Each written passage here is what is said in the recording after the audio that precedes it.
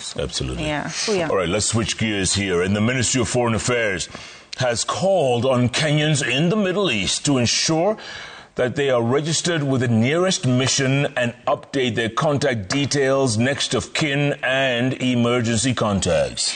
Statistics released by the Prime Cabinet Secretary Musalia Mudavadi in 2024 showed that there are well over 416,500 Kenyans living and working in the Gulf states. Now, the government advisory follows an escalation in the U.S.-Israel offensive against Iran, where more than 200 fatalities, including Iran's supreme leader Ayatollah Khamenei, have been reported.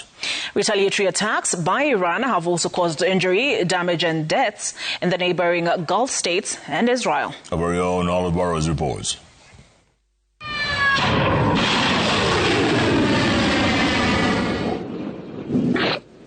Explosions and flaming objects falling out of the sky were witnessed across the Middle East all through Saturday and Sunday as U.S.-Israeli Operation Epic Fury against Iran. So neighboring Gulf states find themselves a casualty as they felt the wrath of Iran in damage to hotels and even airports and a seaport in Dubai and Abu Dhabi. 3 fatalities reported in the UAE, 9 killed in Israel, 1 fatality reported in Kuwait, and 3 U.S. servicemen killed. But it is Iran that has felt the brunt. According to the Iranian Red Crescent, more than 200 have been killed in the offensive that began on Saturday, with Iran state media reporting 153 killed, including children, in a strike that hit a school in southern Iran.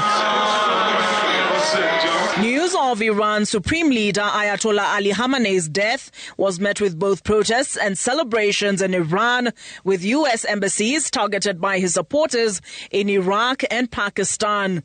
9 were killed in Pakistan when police clashed with protesters who breached the outer wall of the U.S. consulate in Karachi.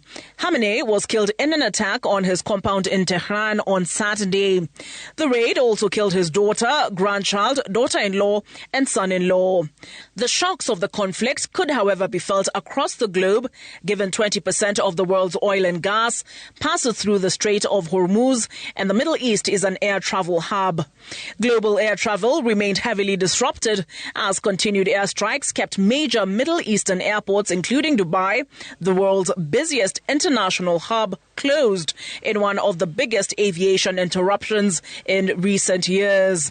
In an appearance before the Senate in July of 2024, Prime Cabinet Secretary Musalia Mudavadi put the number of Kenyans registered as living and working in the Gulf at 416,548.